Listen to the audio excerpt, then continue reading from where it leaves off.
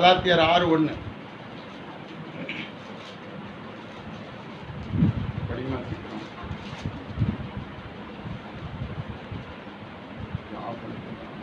சகோதரரே, ஒருவன் யாதொரு குற்றத்தில் அகப்பட்டால் ஆவிக்குரியவர்களாகிய நீங்கள் சாந்தமுள்ள ஆவியோடே அப்படிப்பட்டவனை சீர்பொருத்த பண்ணுங்கள். நீயும் சோதிக்கப்படாதபடிக்கு உன்னை குறித்து எச்சரிக்கையாயிரு. கேட்டீங்களா? யாராவது குற்றம் செஞ்சுட்டாங்கன்னா என்ன செய்யுங்க? அவங்கள சரி பண்ணுங்க. சரிப்பா, 100 ரூபா எனக்கு ஆண்டவர் தருவார், நீ அந்த 100 ரூபாயை உனக்கு மன்னிச்சிருந்தேன், நீ போய் எனக்கு அடுத்து சம்பாதிக்கிற வழியை பாரு, எனக்கு இந்த 100 ரூபா பெரிய பிரச்சனை இல்லை, எனக்கு ஆண்டவர் தருவார்னு சொல்லி சாந்தத்தோட அமைதலோட அவனை சொல்லி அவன் குற்றத்தை நம்ம குற்றமாக எடுக்காம அவன் குற்றத்தை மன்னித்து விடுவோமானா நம்ம கட்டப்பட்டிருக்க மாட்டோம். நம்ம என்ன செய்ய மாட்டோம். 100 ரூபாய்க்கு பதில் 10,000 ரூபாய் ஆண்டவர் கொடுப்பார்.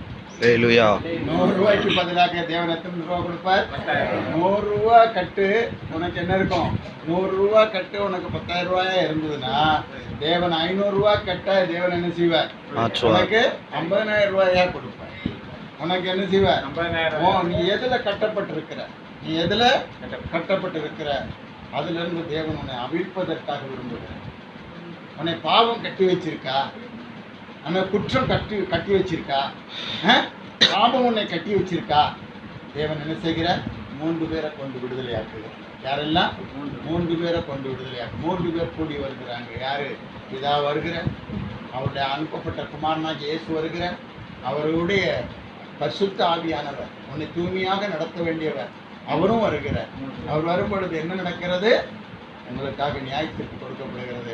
உனக்காக இயேசு அடிப்பட்டாரு, உனக்காக இயேசு காயப்பட்டாரு, உன் பாவங்கள் எல்லாம் மன்னிப்பதற்காக ரத்தம் சிந்தினாரு, நீ கட்ட வேண்டிய பணத்தை அவர் கட்டிட்டாரே. அல்லேலூயா, அல்லேலூயா. நீ செய்ய வேண்டிய காரியத்தை இயேசு செய்து முடித்திருக்கிறாரே. அந்த வாழ்க்கையில நீ உனக்கு உயர்வு வருவது நிச்சயம். அந்த வாழ்க்கையில நீ பெரியவன் ஆவது நிச்சயம். உன்னுடைய வாழ்க்கையில தேவன் உன்னை திரும்ப சேர்த்துக் கொள்வது நிச்சயம். ஆகவே பாவத்தோடு கூட்டிக் கொள்ளாமல், பாவத்தை விட்டுவிட்டு, அசுத்தத்தை விட்டுவிட்டு, உனக்கு தடை செய்கிற காரியங்கள், நீ விலக வேண்டிய விஷயங்களை விலகி நீ தேவனிடத்தில் அன்பு கூறுவாயானால் தேவன் உன்னை இந்த உலகத்தில் உயர்த்துவான்.